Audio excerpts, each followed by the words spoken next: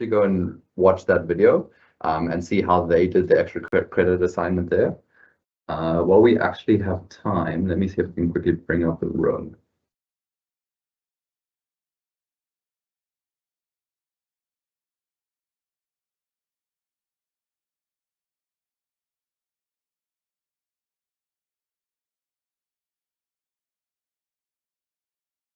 Task 3.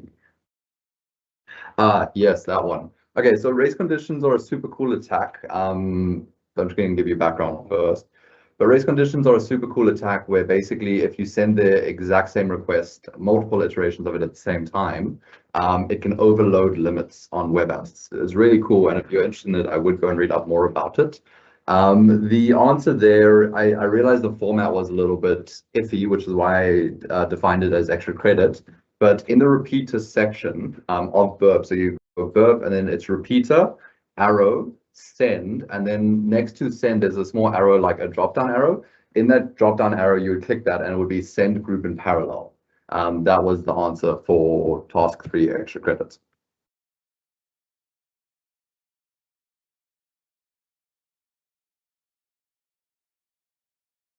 On which day of the I pulled the stats for the assignment Monday at 9 a.m. So, or I put it at between 9 and 10. So at that point is when we make those decisions.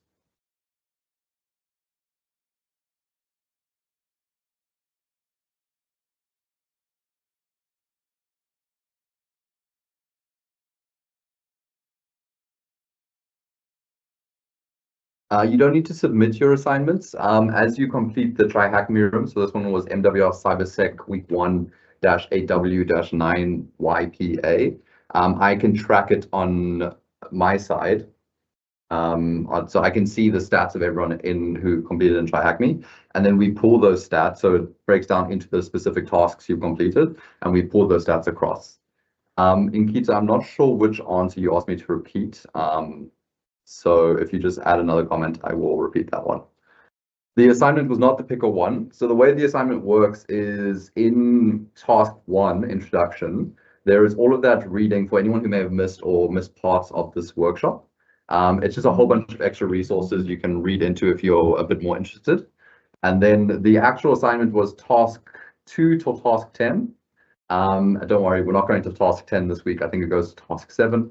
And then task 11 is what we spoke about. Like, if you're interested in any of these concepts, you can go and tackle these rooms. And there's some really cool stuff in there. But I'm only tracking the completion of the workshop room itself. I'm not tracking any of those other rooms that are linked in task 11.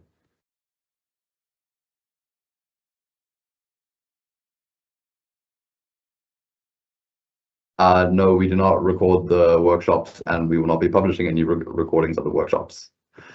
For task 6, if you run an intruder attack on Burp Community Edition, it starts to severely slow down around 30 requests. So the answer there would have been 30. The way you would figure it out for yourself is just run an attack, and you can literally see the drop off. I think it starts at about 32 or 33, and it's like it takes a couple minutes to get to 30, and then it takes 10 minutes to get to 35. So that was kind of the idea behind that. I do know how many of you guys did the room. Stats. If my VM would load, the answer was thousands. Yeah, there are a lot of you guys, and that's awesome to see. Where else stats? There we go. Yeah, so I think 12 to 1,300 users completed the room, and over 2,000 people joined the room. It's not like a pass mark. If you joined the room and completed one question, just checking that you joined the room, I don't consider that completed. But also, if you got 38 out of 39 questions answered, I will consider that completed. Because my goal here is for you guys to learn, not to make sure you perfectly answer every single question.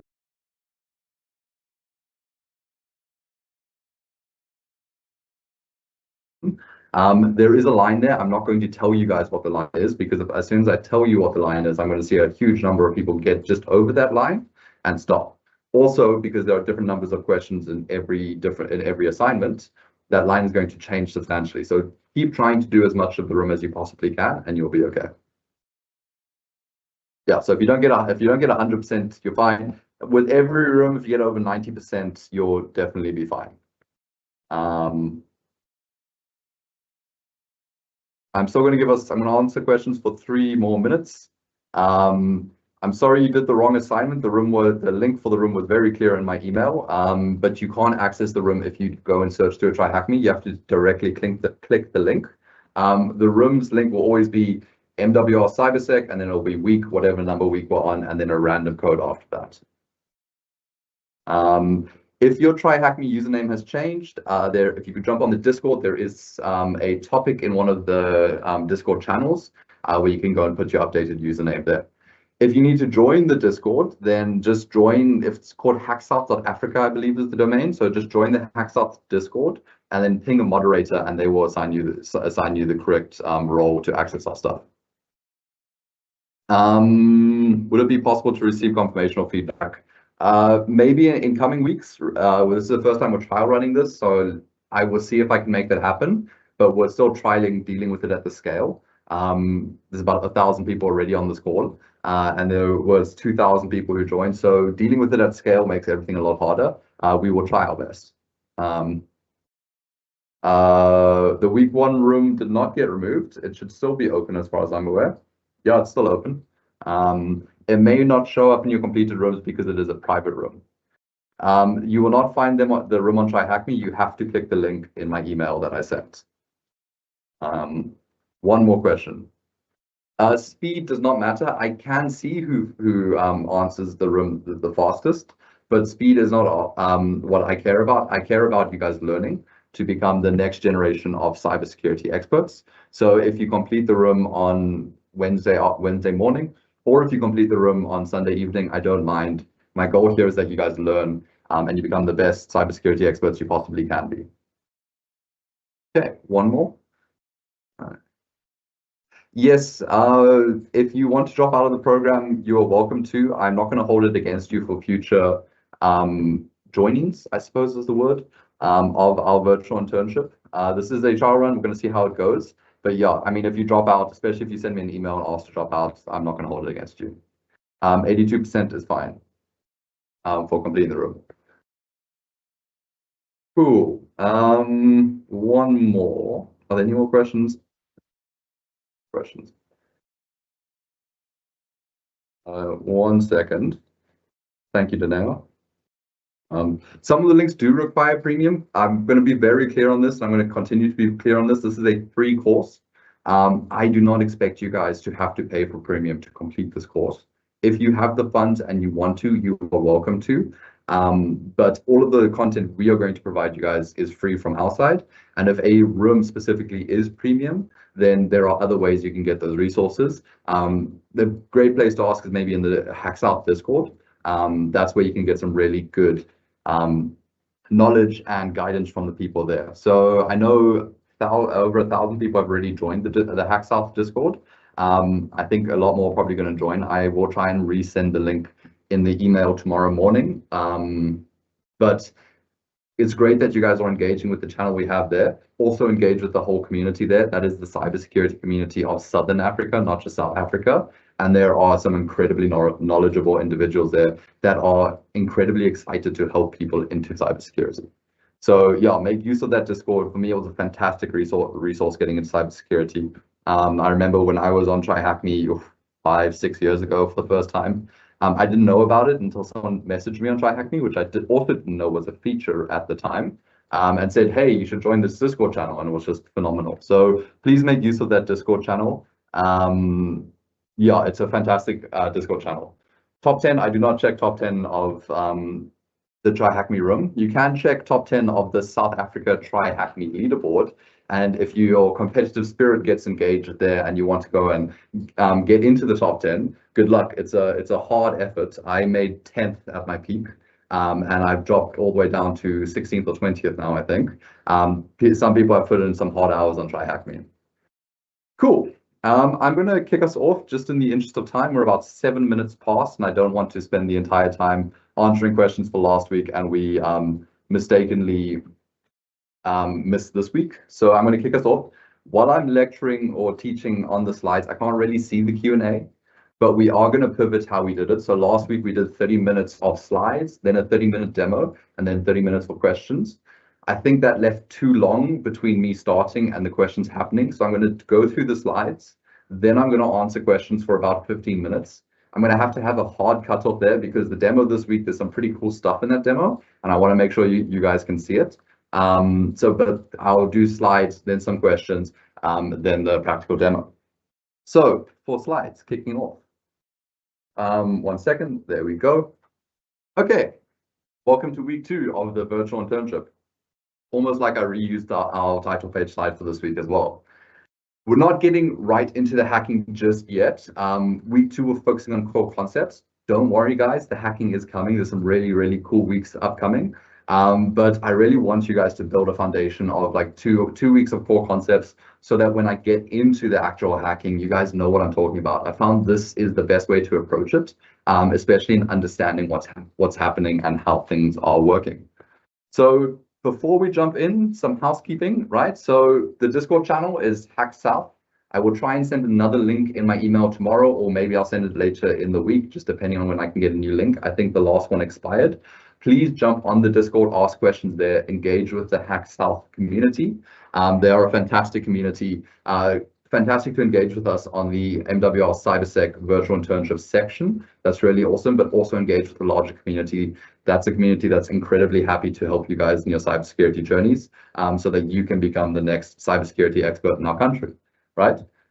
Also, if your TryHackMe username has changed since when you applied up until now, there is a thread in one of the channels on the Discord that you can go and put your updated username in. Please do go and do that because that is how we are tracking updates to usernames.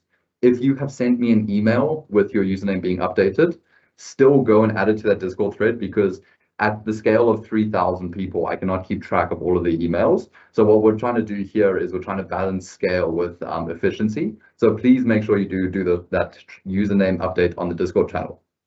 Ethan, so Ethan is one of our consultants. He has been taking a huge interest in the virtual internship. He's not on camera with me today, unfortunately. He's in Joburg and I'm in Cape Town. But if you do see an MWR Ethan around, then he is from MWR.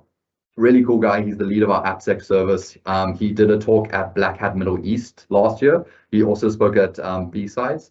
If you are interested, his talks are recorded and online. It's about cross-site scripting, which I think we tackle in like week 5 or week 6, but really cool stuff there. So I would go and watch that talk if you are interested. Recordings, we do not do recordings. Please do not record me. This workshop, we've tried our best to accommodate as many people as possible. It's simply impossible to accommodate absolutely everyone, but it's a free course. Workshops run from 6 till 7:30, and then I will be on the Discord intermittently to answer questions, and you guys can each help each other. But we will not be recording. We will not be publishing recordings. If someone emails me or sends me a message about recordings, I'm no longer going to answer them. It's not being published. We are learning as we go. Feedback is appreciated, right?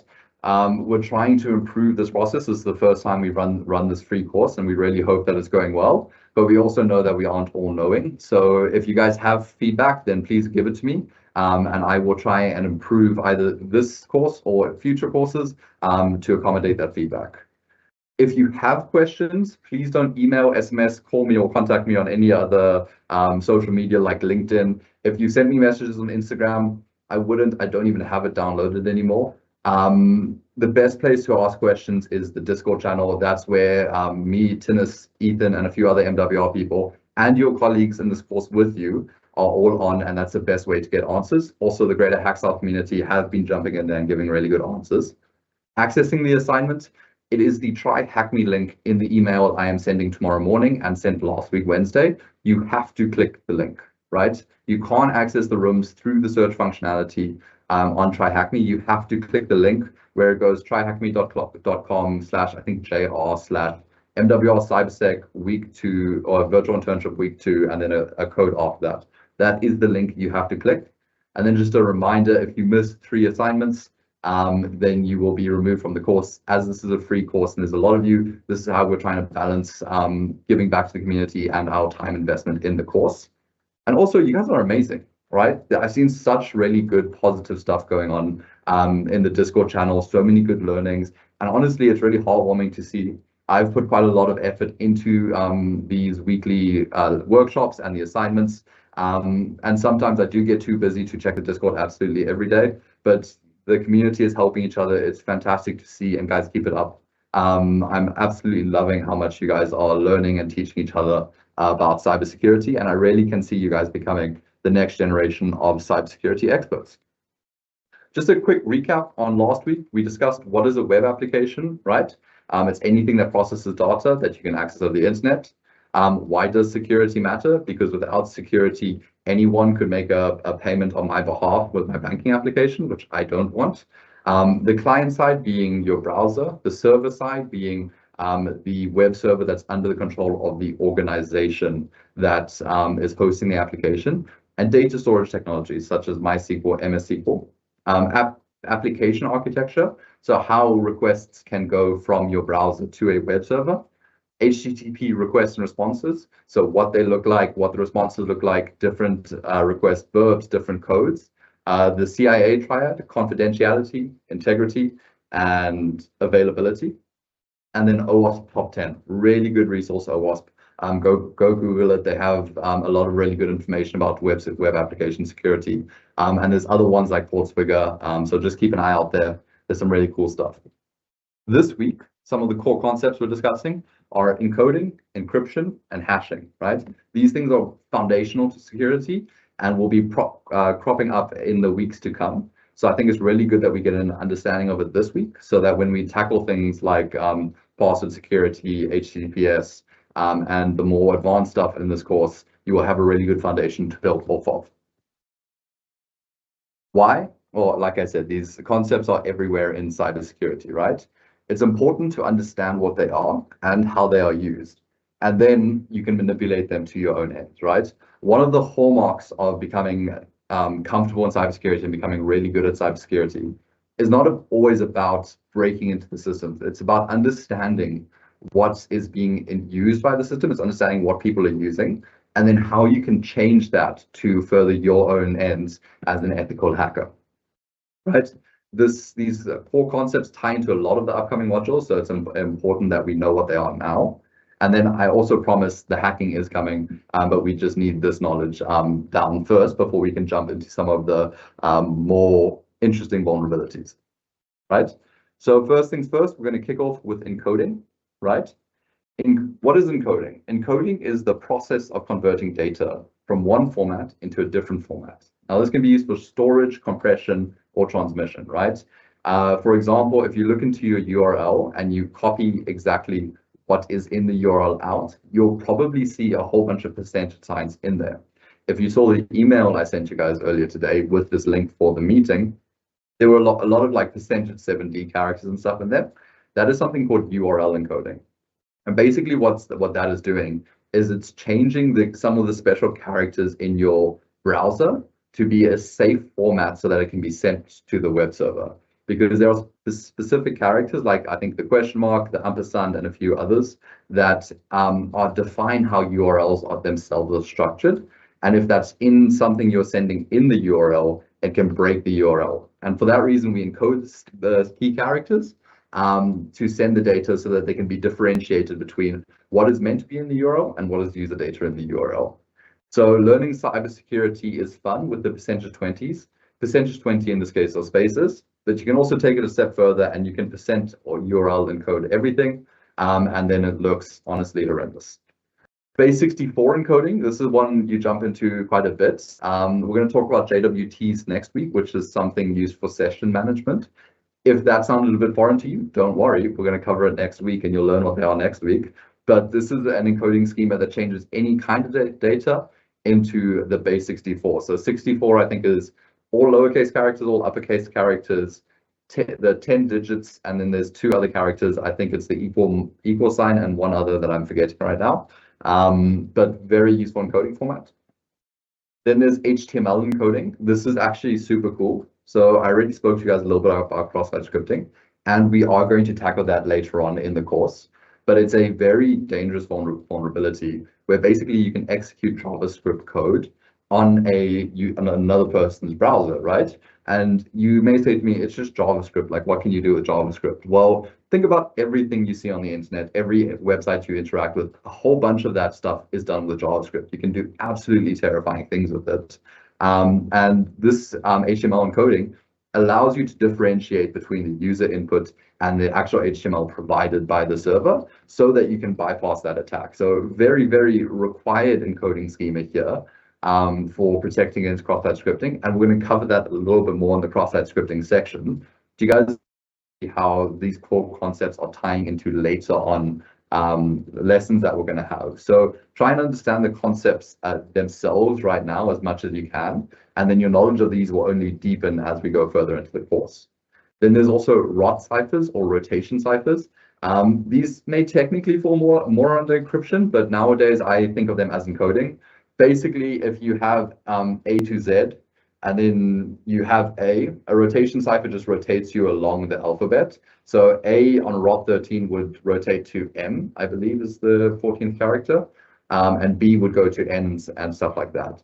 So it just kind of rotates the alphabet. I've mostly seen these in capture the flag events for cybersecurity, but they are quite common and useful to know about. And then there's many more, right? So there's gzip, which is used for compression, binary, and hex. Diving a little bit deeper into some of the very important ones we're going to see. So we're going to tackle URL encoding first, right? So any data that has a non-alphanumeric character that needs to be sent in a URL will be URL encoded. All URL encoding is prefixed with the % character, is also why it's called percent encoding. So it takes the hex value of a character, for example, 20, and then the % sign, and prepends or puts the % sign first and then the hex value. This allows us to differentiate between what is in the URL and what is user data or application data being put into the URL. So say, for example, I'd like to search for 20% please. Say maybe we're searching for a really good discount on dog food for the week. Here we can see highlighted in red are the special characters that will need to be URL encoding, right? Percent, because it is percent encoding, it is a special character, and the apostrophe. So if I were to encode this, it's encoding the apostrophe, which is %27, the space, so that because URLs cannot have spaces in them, the spaces go into %20, and then the % sign is 25, so it goes %25. Because it is percent encoding, because we are passing through a percentage sign, that is also classified as a special character. If we didn't encode that percentage sign there, then it would break the encoding schema, which is why it's classified as a special character. And then also there's an interesting thing, and people love to tout this as a major bypass to all web application firewalls, which is you can URL encode as many times as you want, right? So then you just keep encoding the % sign. So this is %25, so it goes %25, 25. If I were to decode this, the first time I would go through the URL, starting from the bottom one. I don't know if you guys can see my cursor. I don't think you can. So starting from the bottom one, every %25 here would correlate to a % sign. So I would replace %25 with a percentage sign, and I'd get back up to the middle column, middle row we see here. And then I would have to decode that again to get back up to the top row. So sorry, the reason, I'm just going to go back for a second. The reason people say this is a bypass is because it bypasses signatures. So if people say like %20 is dangerous, then it's not %20, it's %25, 20. But it's important to remember that you always have to have things decoded before it's passed through some kind of application logic. So if things don't decode the URL twice, then it doesn't matter because you'd only get the middle row and not the top row. It's kind of a side thing. In one of the extra readings I have in the assignment you're getting tomorrow, Burp Suite has a section on like bypassing filters and stuff with encoding, and this kind of speaks to that. So if you don't really understand that very last part, don't worry about it. More understand what URL encoding is and what its uses are. So say, for example, I'm sending this through. We've got our first server, which decodes it the first time. So we're starting with the double URL encoding. The first server is going to decode it once and then send it on to the second server, which will decode it the second time. So we get the actual data we need. Now moving on to base 64, just a quick sip of coffee. So when binary data needs to be transmitted or represented in ASCII, we generally make use of something like base64.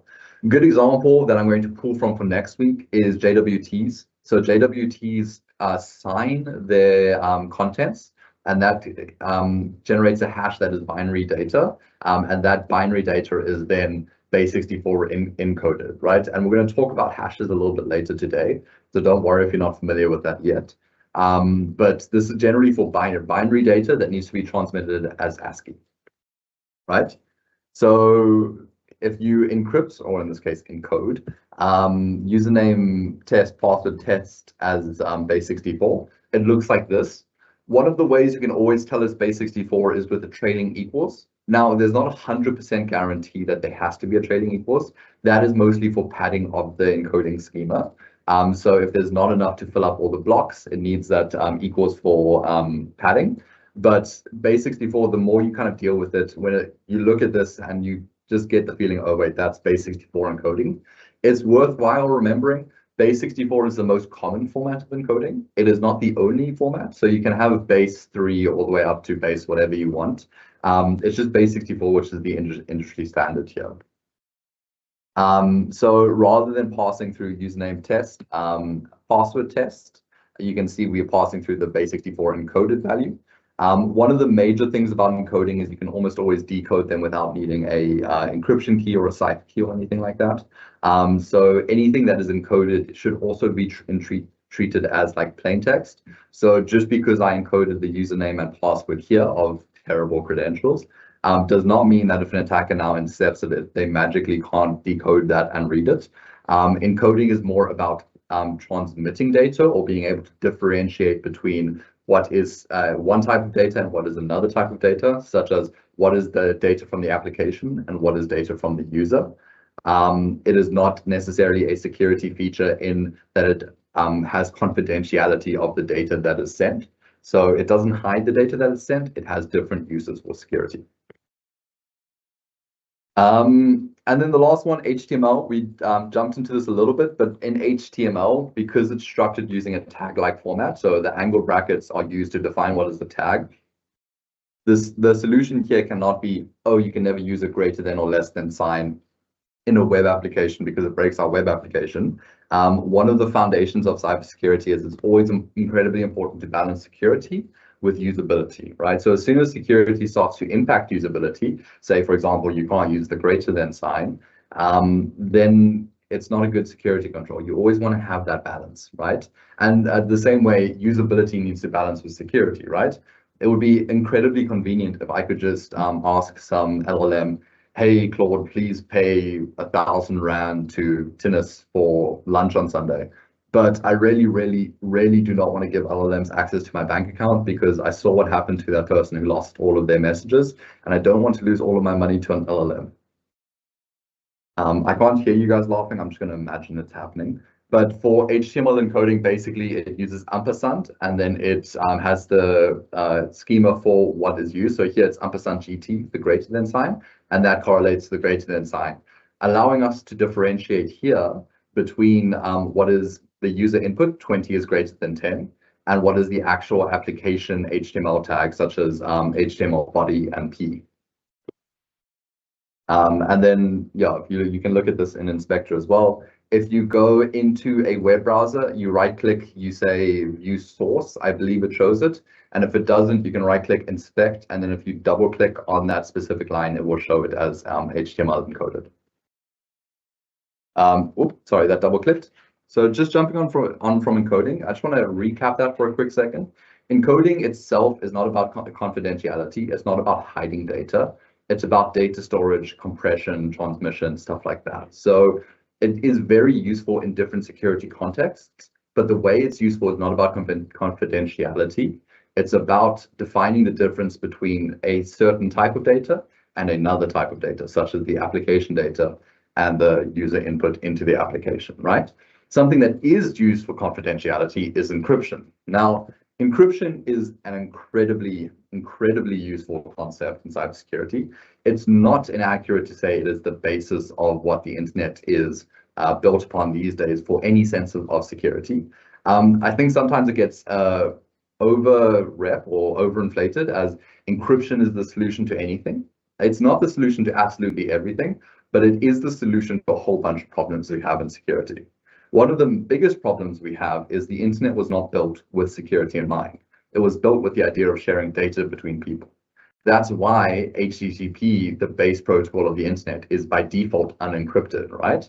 And we had to build HTTPS, HTTP secure, on top of that to encrypt data and promote the confidentiality of what we're sending over the internet. Now, why does confidentiality matter on the internet? Well, are you comfortable sharing your entire internet history of all of your browsers in a public forum? If the answer is no, that is why confidentiality matters.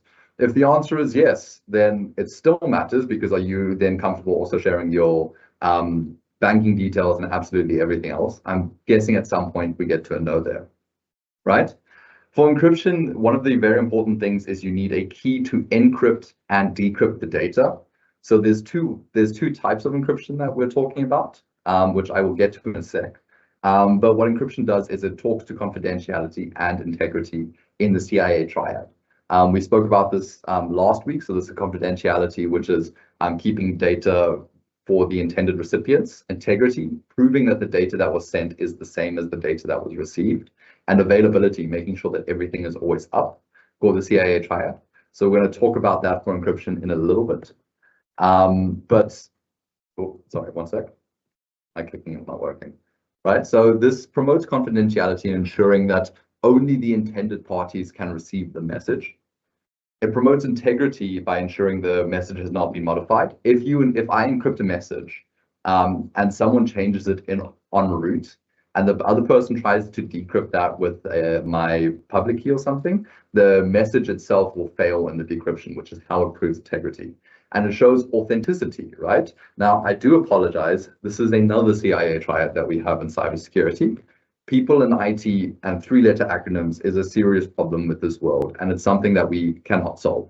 But authenticity ensures that we know the person who sent the message is, or by decrypting the message, we know it's sent from the original sender. And this is done with something called asymmetric encryption, which we're going to talk about in a second because I mixed around these slides. So before we jump into asymmetric encryption, we're going to talk about symmetric encryption. So symmetric encryption, symmetry, right? It's the same key that you're using for encryption and decryption, right? This is incredibly important, knowing that there are two different types of encryption. The first one is asymmetric. It's the same key for encryption that's then used for decryption. The other one, which is the next slide, I think, is asymmetric encryption. It's a different key used for encryption than that is for decryption, right? So just think symmetric, symmetry, same key.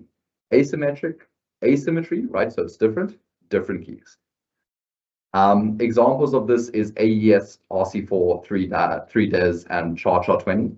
I'm not going to jump into the maths of how symmetric encryption works. If you are interested, I recommend then diving deep into that rabbit hole on the internet. There's a huge amount of really good resources about it, but you don't need to know the maths to use it in a cybersecurity context. You just need to know what the uses of encryption are. So symmetric encryption, same key. Asymmetric encryption makes use of a public-private key pair, right? So if you encrypt a message with someone's public key, so public key, right? Public, everyone has access to that key. You encrypt a message with the public key and you send it to the receiver. You know that only the person with the corresponding private key has the ability to decrypt that message. Similarly, if I were to sign a message with a private key, right? You don't encrypt with a private key, you sign, which I would discuss in a little bit. Basically, it takes a hash. No, I'm going to discuss it now. It takes the hash of the message and encrypts the hash with your private key. That means everyone who then decrypts that hash with their public key and generates their own hash, which we're going to talk about hashes next, they know that a message is sent from me, right? So think about it like this, right? You want to send me a message, right? Specifically me. You're going to grab my public key, you're going to encrypt the message with my public key. Then you can basically throw that message out into the ether, because you can be confident that the only person who's going to be able to decrypt that message is me with my private key. So everyone else who gets that message does not have the ability to decrypt it, so they can't read the contents, therefore ensuring confidentiality. If they change the contents before it gets to me, then my decryption will fail. So that ensures integrity. And because only I can decrypt the message, that is authenticity. Similarly, if I sign a message with my private key, this is basically me saying this announcement that's happened is only sent from John, right? So in this case, it wouldn't be confidentiality, right? Because for confidentiality, I would encrypt it with your public key. It's proving integrity and it's proving authenticity. Oh, right click again. Examples of this is RSA, DSA, and elliptical curve. Same thing here. If you're interested, go and read up. You don't need to know the math behind it. You just need to know that they exist. So why do we use both? We use both because asymmetric encryption, while incredibly cool and incredibly useful, is also incredibly slow, right? If we could always give everyone our public key and they can guarantee sending it to us, but it would add a whole bunch of burden to the internet that the internet just doesn't need. Symmetric encryption, on the other hand, when both parties have the same key, is incredibly fast. It encrypts data way faster. And I think the encrypted data is actually a little bit smaller than it is for asymmetric encryption.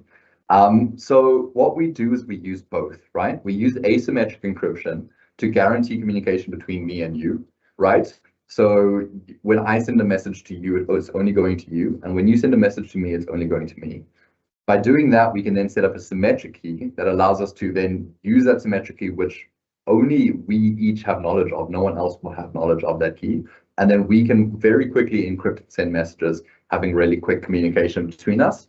And also being sure that the symmetric key we set up for the encryption and decryption, it has authenticity and integrity only going between the two of us. No one else can read our communications, even though we're using a symmetric key, right? And then the last concept here is hashing, right? So I've talked about this a little bit, and this is how these three concepts are very core. You can see them already tying into each other just in me in explaining each of the concepts. It becomes difficult to separate each of them. They are separate concepts in themselves, but in how web applications are used in today's day and age, they are used together, right? So hashing stores data that we need to validate. An incredibly important part of hashing is from the hash that is generated from the original data, you cannot get the input data simply from the output, right? I'm going to repeat that because that is how important it is, right? With hashing, because data is lost in the process, you cannot take the output and reverse it back to get the input. If you can, it's not a hashing algorithm, it's an encryption algorithm, right? This is very valuable because it allows us to check the integrity of a message sent to us by comparing the hash of the message to the hash we received associated with the message. What does that mean? Well, there's a couple other really important aspects to hashing that aren't on the slide. One of them is that the same input for a hash function will always give you the same output. So if I use password as my input for a hash algorithm such as MD5, my output will always be 595F something, something, something, something. I didn't memorize the whole hash, but it's always the same. And that's incredibly important because that means if I take a message and I hash the message, I get a specific hash 5987, and then I sign that with my private key. So I send the hash to you saying this is encrypted with my private key. You can decrypt it with my public key. You then have authenticity. You know it's coming from me. You receive my message. You generate the hash. Because it's the same input will always yield the same output, you get the same hash. You compare those two hashes and you know that the message you received is the same message that I sent, right? So that hashing is incredibly important in the internet for integrity, right? This is a very, very important concept to understand. And I do recommend like diving a little bit deeper with this in the assignment, same with encryption and encoding, but it's very well used for integrity. And another thing that isn't in the CIA triad is it's incredibly important for password security. Now, we're going to chat about that in a little bit. But before we get there, just some words. I can't think of a better one for that. That's important for hashing. A hash function is a one-way algorithm. One-way meaning it only goes from input to output. You cannot get the input back from the output. that cannot be mathematically reversed. So the same input always has to give the same output. That's the point of a hashing function. And it's used for ensuring the integrity of data. So 10 mod 3 is equal to 1 is technically a hashing algorithm. It is a terrible hashing algorithm because 13 mod 4 is also equal to 1. If you're not sure what I mean by mod, go look that up after this workshop. It's an interesting mod, function to know about. Okay, we're not getting into hash collisions now. One of the most important cases for this is password confidentiality, right? So let's think about it, right? So if we have something like TryHackMe, is the example I'm going to go with here. Your password on TryHackMe, I really hope it isn't the same as your bank password. But let's say, for example, it was, because I'm sure it is for the case of many people. And if it's you, go and change your bank password. Make it a very nice long password, right? So if TryHackMe were to get compromised and all of the data in the database, all of the passwords, they have to be stored somewhere, they're normally stored in a database, were to get compromised, you don't want that to result in the clear text version of your password being taken by the attackers. And an added bonus is TryHackMe actually doesn't need to know what your password is. It doesn't matter, right? All that matters for them is that they know you're entering the correct password. So with hashing, what they do is when you register for the first time, you send the password to them, they hash that password, and then they store that password in a database. And if this is the industry standard for security around the world, you store the hash in the database. And then every time someone tries to log in the future, you send the password to the web server. The web server will then hash that password and compare it against the known good password they have in the database. Because the same input will always give the same output, if the hashes are the same, they gave you the correct password and they can log in. If they're not the same, they gave you the incorrect password and they cannot log in. One of the useful things about hashes, another aspect of a hashing function, is that a small change to the input of a hash, so the difference between a lowercase p and an uppercase p for a password, that small change makes a large and random change to the actual hash output itself, right? The reason it's random is because if it wasn't random, you could determine a pattern and maybe then work back to get the input for the hashing function. So it's a large and random change into a hashing function, but importantly, it generates a completely different hash. Oh, right click again. Just a sip of coffee. As a hash ensures the integrity of data, you never need to know what the data is. The integrity is valid, right? Think of it a little bit like a Boolean variable. Yet I just need to know, yes, this is correct and the person can log in, or no, it's incorrect and I'm rejecting the login attempt, right? Storing hashes also then prevents the storage of password. Password one hashed, I think that looks like MD5 or SHA-256 to me. It turns into that. I just need to compare that hash to the hash I received to know if someone can log in. Hash collisions, right? So what makes a hash function good or not? So with hashing, you can hash anything, right? I can hash the entire works of Shakespeare into something, into a value the size of the password hash here. It's incredibly important to remember that when you're doing this, because you are mapping a larger amount of data to a smaller amount of data, there's always going to be some amount of overlap because that's just how size works, right? So if I'm hashing twice the character space to half the character space of hash values, there will be overlap 2 to 1 of all of that character space, right? So it's important to remember that hash collisions happen when two different inputs give the same output. And the reason that happens is because you are mapping a larger amount of data to a smaller amount of data. Yeah, messages are big, but hashes are small. Many messages have to result in the same hash. This is unavoidable. Every hash function has hash collisions because of the way this works. It is important to not have that. But this is only a problem if an attacker can search for a pair of messages that can collide. So say, for example, I have a super secure password. My password is, this is a super secure password, 1@. If an attacker can find a message that produces the same hash as mine, so TryHackMe stores the hash of my password, and their conflicting message is, this is not a super secure password, 2@. If it has the same hash as an output, it will be accepted because of how hashing works, right? So if an attacker can find a pair of messages, they can authenticate with a different password to me because it produces the same hash from the function, right? I think that may be a little bit unclear. So I'm just going to repeat that a bit. So if an attacker can search for a pair of messages, right? Two different and separate inputs that have the same hash. If you're only storing the hash, which you should be, of a password, you can log into that account with either of those inputs because you're only comparing the hash you generate with the hash that is stored. So both of those generate the same hash, so you will always be able to log in with either password, right? So this is bad, but it's worse if an attacker can then find a collision for a given message. So if they know what the hash is, hash functions become insecure when you can generate a collision that has the same output hash, right? So let's say I don't know what your password is, but I think this has happened in MD5 hashing, but because I have your hash value, I can generate a password that has the same output hash value, allowing me to log in as you. I'm not going to go into the maths of this because I don't fully understand the maths of it. It's incredibly complicated. It's incredibly cool. And I actually wish I did understand the maths of it. But if you can force a collision given an output hash, that's when hashing functions become insecure.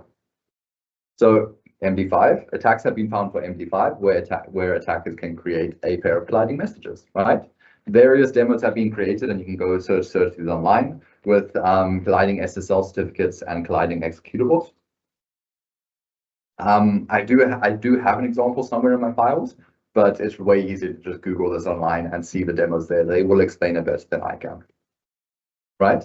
Then there's also the secure hashing algorithm, which has three kind of hashing algorithms to it. It is a family of hashes. There is SHA-1, SHA-2, and SHA-3. Right? SHA-1 is considered insecure because public collisions were found in 2017. SHA-2 doesn't have known issues. It's very widely used. You'll see it quite often. And then just SHA-3 is the new shiny, so to say. New design, it's very different. It's just not widely used yet. But SHA-2 and SHA-3 are generally okay. One of the important things here is the size of the key used for hashing. So the bigger the number on the right, the more secure the hashing algorithm is. SHA-1 in general, not good, don't use it. So how do we crack a password hash, right? That's a very good question, because if I get a list of hashes, right? Now I'm going to take us a little bit to the side on story time. In network security, there's something really cool called a DC sync attack, a domain controller synchronization attack. Basically, in networks, all passwords are stored in something called a domain controller. And this attack just says, I'm a domain controller, send me all the passwords. And it sends you a list of every user's password in a network. And you get all of those, they're stored in NT hashes. It's very cool to see. It's one of the fantastic things of being a network security consultant when you get to that point, because I believe you can. Whereas you just see a whole bunch of password hashes coming in, right? First thing you need to do is you need to identify what is the format of that hash, right? Because this is a known thing, I can tell you it's NT hashing, but on Linux, you can use something as hash ID. You just echo the hash, you pipe it through to hash ID. I don't know what the Windows equivalent of it is. I'm sure there is one. And then from there, because we cannot get the input of a hash function from the output, what we do is we have a list of passwords and we generate a hash from the passwords. And then we compare the generated hash of the hashes we have in the list. And that way, if the hash matches, we know we found the input, right? What we're doing with cracking hashes is we're not taking the output and reversing it. We're taking a huge list of inputs and seeing which hashes those generate match the hashes we have. And if they match, then we know we have a valid password, right? And then if it matches, you know you have found the original password, or technically you may have found a collision. This is a very cool thing. When you do CTF challenges as well, you can sometimes you can do a DC sync attack. One of the coolest things I've done personally as a consultant is you get this DC sync, you crack the DC sync and you just hear passwords come out and you're like, wow, I've cracked this. It's really cool to see. The Try Hack Me Red Team Capstone Challenge is a good example where if you can get to the end, you can perform this kind of attack. Cool, practical demo time. But first, I'm going to jump into some Q&A. So just jumping over here. Okay, I am not sharing content anymore. 1 second. Let me just refresh this.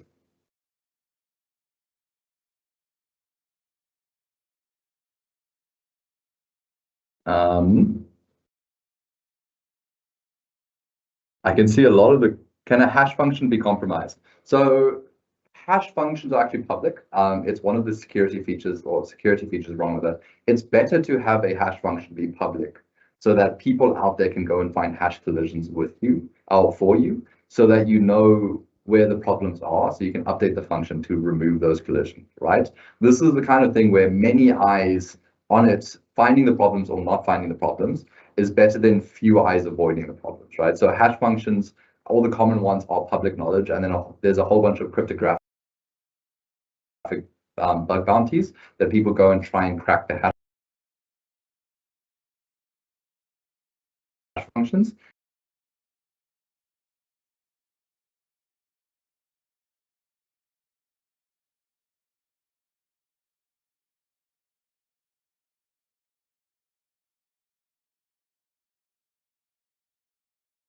And that will be GoBuster. What is the industry standard for public and private key for encryption? RSA was very popular and it's still in use nowadays. Currently, more and more I'm seeing elliptical curve. I would go and do some research into the maths behind that. Just there's two important things. One is you use a secure algorithm for generating the encryption. The second one is the size of the key you use for the encryption is large enough, right? So I believe anything that's below 1024 bytes is considered insecure because it becomes too easy to break the encryption and decrypt that. Rather use something larger like 2096 or above bytes.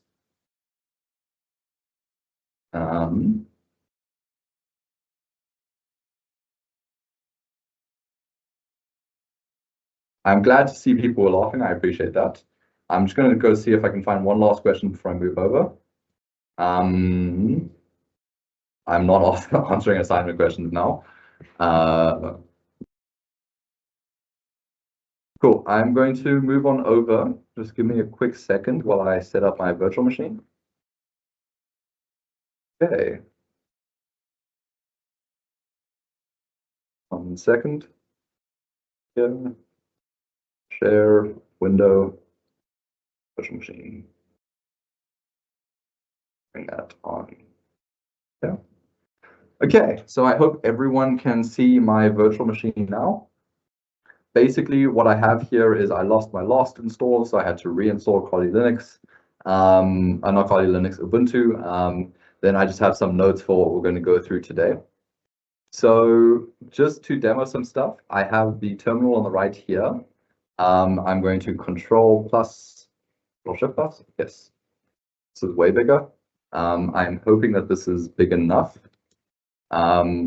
So like I said on hash functions, the easiest way to generate them is you can simply go through terminal, echo, so it's repeating, -n, remove the new line character, password, right? And then I'm going to pipe, so the straight line character is the pipe character, through to MD5 sum. So I'm generating an MD5 hash of password. Hit enter. This is our MD5 hash. So the way we can validate this, which I don't recommend you do if you have real passwords, I'm just going to paste this into Google. And we can see that if I go MD5 reverse lookup, this is a virtual machine, so I don't really care what I click on as much because it's probably going to get lost again. We can see reversing this is password. So what this website has probably done is it's created something called a rainbow table. Rainbow tables are a list of pre-generated hashes. So it's taken a huge list of inputs and it's generated a hash for each of those inputs and it stores those so that when I search for the hash, it can reverse it and give it to me, right? So here, now I'm going to do another example. We're going to make a tiny change here. We're going to change the A from a lowercase to an uppercase. Still the same word, tiny change, but we can see a completely different hash has been generated, right? This is a small change to the input, has a large change to the output. Similarly, if I remove a character, once more, there is a huge change here. Once more, we're not jumping into the maths of this, but if I can then give this hash, if I can generate this hash another way, then I can figure out what the password is. When it comes to cracking hashes, right? So what I have here is I'm going to ls. So I've got this rocku.txt. Now, if I cat rocku, we're going to get words thrown at us, right? So this is from a public breach. This is kind of the basic word list that everyone uses for CTF challenges. There was a public breach of a website called RockU about 20 years ago now, I think, where they stored all of their passwords in clear text. And then this was then published by the threat actors, and now this is used as the industry standard. And this is kind of why you don't do it. They weren't hashing it. So if I pick a random password from here, I'm going to do this. So echo this just to make sure that I got the right thing. Okay, we got that. So you can see, because no new line, that it's on the same line as this. I'm going to pipe it over to MD5 sub. This is my hash. I'm going to create a new file of this. Currently, I don't have Vim. That is unforgivable, and I apologize. Apt install Vim. So there are two text editors. Just a side note in cybersecurity, there's Nano and Vim on Linux. Vim people feel that like they're superior to Nano people. Nano people are the people who are just happy with life and use whatever life gives them. I use Vim because it's hard, and you should all use Vim too. But if you're comfortable with Nano, it doesn't matter. Just use what you're comfortable with. So Vim has now been installed. So Vim, paste the hash, WQ for write quit, call it hash.txt so we know what we're dealing with. So now we can cat that file, cat and read the file. So we have our hash here. So now I'm going to use a tool. This is called John the Ripper. So it's called, just John. That doesn't look that good. I'm going to see if we can minus this a little bit. Apparently I can't. Now it's bigger. Okay, this has gone terribly. CD downloads. Okay, so we're going here.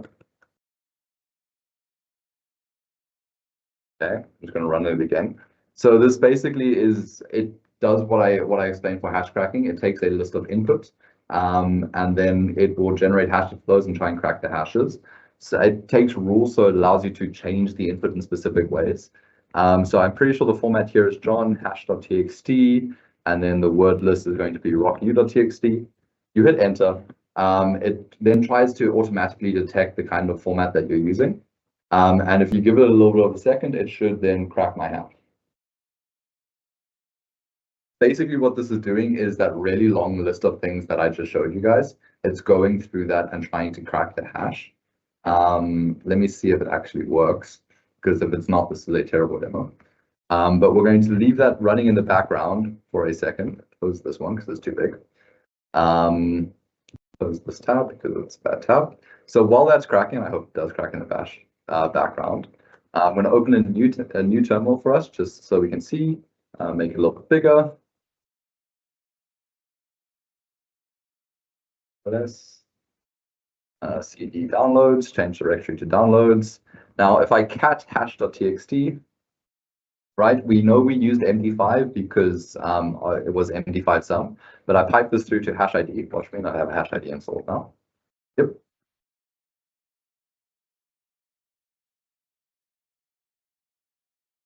So basically, okay, and I can't type either. I do apologize. I did test this on the previous VM, and then that VM has gone walkabouts.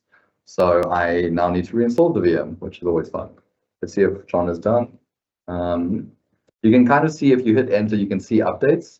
It looks like it's actually already gone past where I want it to be. So I'm going to give that a little bit more time. See if that works. While this is running, there we go. So if I go hash, if I cast it again, and then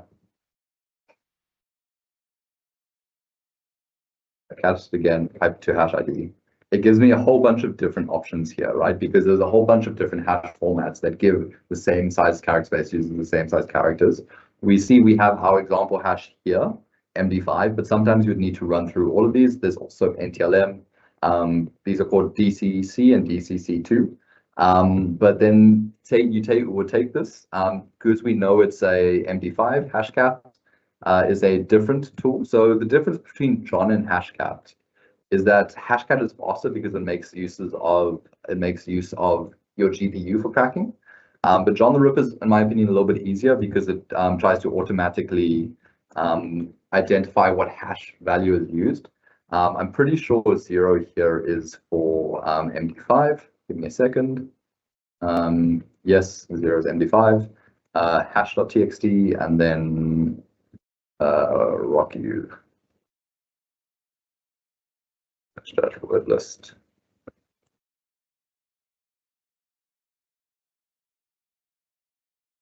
Sorry, I am bad at typing apparently. So now this is going to try crack my full virtual machine. You can see it's initialized a little bit differently. Let's see if we go back to John the Ripper. Did we work it out? So John is still going, and we also now have Hashcat going. I do not recommend trying to run both of these at the same time. And while both of these are going, we're going to open up the third terminal and we're going to do some encoding, right? So let's say we have some data, right? And we want to some data, percentage sign, test, apostrophe, test2, right? We have this terrible looking data and we want to encode it. If it was binary data and we want to encode it into base64, we can go echo the data and then pipe it through to base64. Let's see this. Yeah, this typing is going terribly. And I know my colleagues are laughing at me because I'm famous for making typos. So this is a base64 encoded version of this, right? So we take this data, we send it somewhere. Say, for example, you want to decode it, you can go echo the same data, pipe it through base64-D, and we get the same output, right? Some data test2. Now, if I were to send this over a URL, I've got a self-following attack. So now if I were to URL encode this, I would go URL encoder. I actually don't need that. I can go Burp Suite.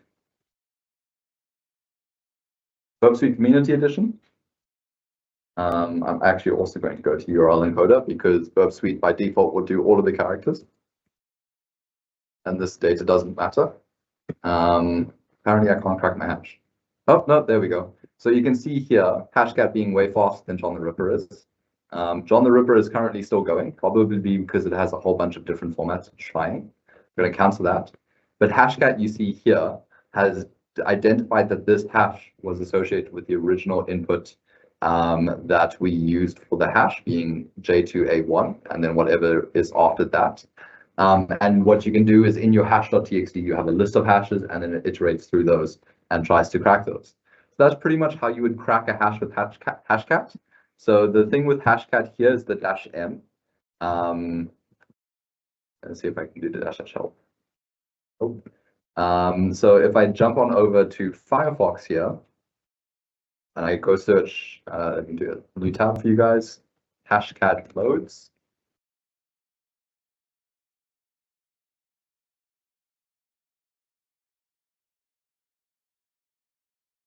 So you can see here, Hashcat has literal thousands of nodes for all of the different types of hashing functions that exist. The different security on these hashing functions, it also would depend on the amount of time it takes for the hashing function to perform its hash, right? If a hashing function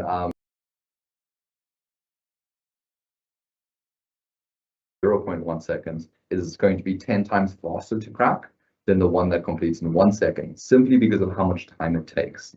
So, and this is one thing that actually lends itself to password security of hashing functions used. So Bcrypt is one of the ones used for password security nowadays. And one of the things there is because of the amount of time it takes to generate the hash, it makes the hashing of a password unfeasible, right? And this is also talks to the password strength, right? So, okay, I'm definitely going on a tangent here, but let's hope you enjoy it. So password strength comes from the length of the password. So if you think about the way math works, right? And this sounds like quite a mathematical day, but it's not. So if you're like me, and when you grew up, everyone said, no, what matters about passwords is how complex it is. It matters how complex it is. Let's say there's 256 characters, right? My password is incredibly complex, and I'm going to times this by 8, right? So I have It's 250 characters to password rate. Anyway, so if I times that by 8, I will get. Yeah. So if you do 256 times 8, my math is probably bad here. You get 2048. Now, for an 8-character password, there are actually millions of possible answers. Let's see if I can do an image better. But basically what happens is if you have complexity of passwords, it scales the potential amount of passwords that could exist in a linear fashion. What that means is like the more complexity you have, it kind of just goes up like this, right? Versus length, which scales it in an exponential fashion. So you get an exponential curve for the password security. So the longer your passwords are, even if it's not complex, the more secure they are. Yeah, I think I can actually do the example here. So let's say I have 52 characters times 52, right? So I have a 2-character password here. There's 2,704 different options I can use for that, right? But if I have a, let's see when the math beats me. If I have a 6-character password of 4 letters, 7-character password, 8-character password. So if I only have A, B, C, or D, right? 4 times 4 times. If I only have A, B, C, D for 8 characters, you can see the map going up exponentially here, right? Now, if I paste this again, times 4, it's going up very, very quickly. Versus I've got 2,724 characters, 52 times 52 times 52. This is, even though it's only 3 characters, because it's so complex, it's still got a way smaller space than what the 4 times 4 has up here, which just speaks to password length being making a more secure password, even if this value is so much smaller here than it is for complexity. I am aware this is a tangent, and this is a terrible. Can I click on something that actually shows you guys?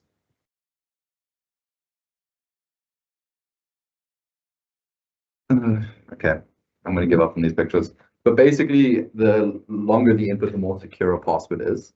I can't remember even how I got to this tangent. Let me just quickly go back to my notes so I can bring us on track. I can repeat the hash for SHA-2256, but I'm not going to. We were encoding some data. Exits.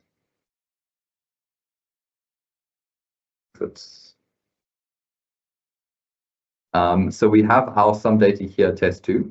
So if I were to URL encode this with the URL encoder, this is just a website that pops up first, so I'm going to use it. Encode.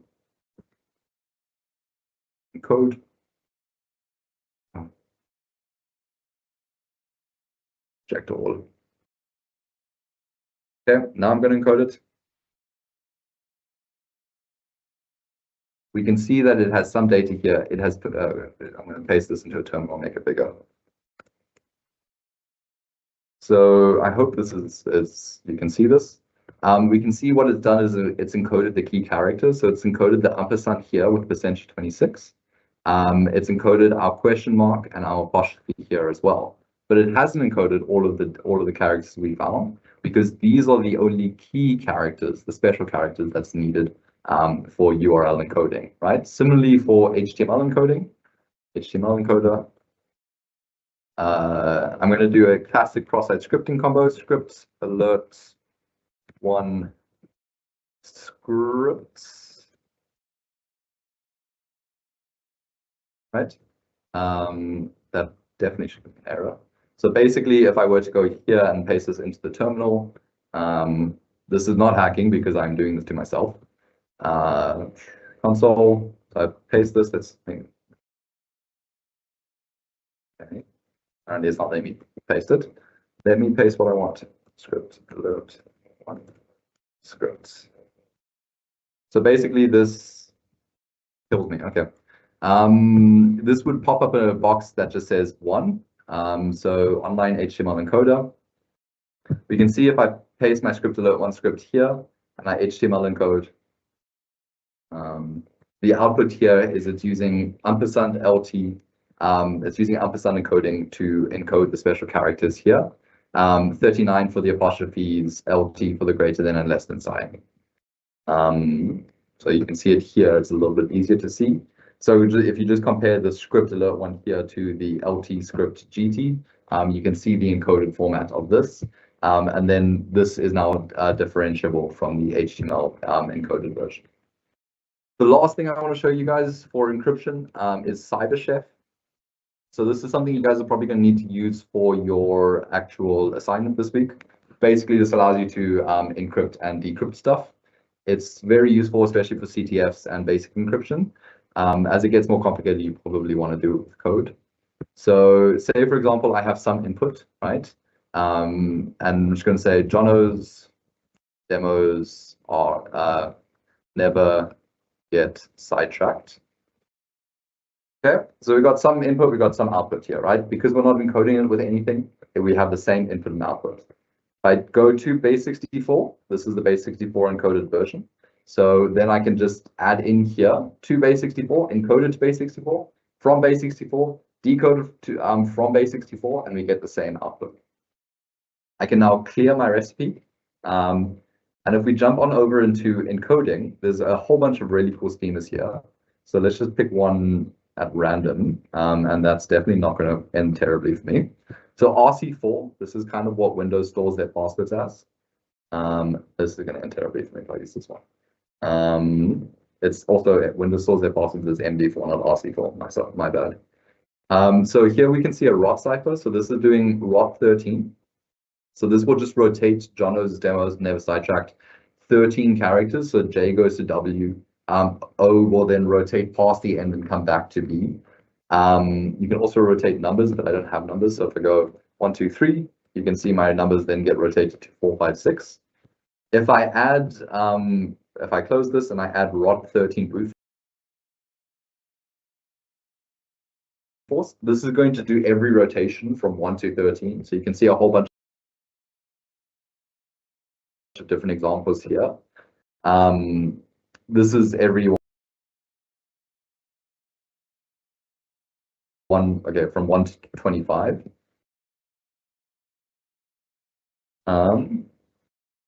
This is not going to work.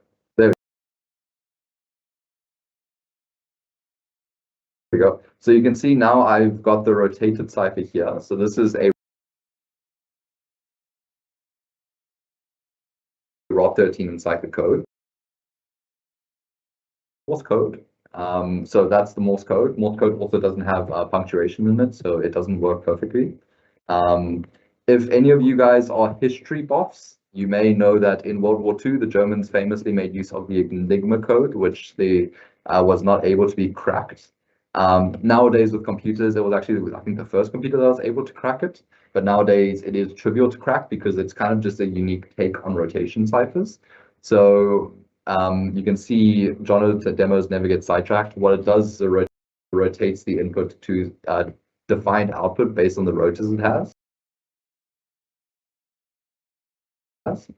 So if I grab this, you can then paste the same thing